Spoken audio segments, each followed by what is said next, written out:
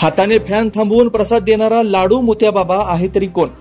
कर्नाटकातील बागलकोट जिल्ह्यातील लाडू मोत्याबाबा सध्या सोशल मीडियावरती ट्रेंडिंगवर आहे। त्यांच्या फॅनच्या चमत्कारिक कृत्यानं भाविक त्यांचा आशीर्वाद घेण्यासाठी रांगा लावताना दिसतात।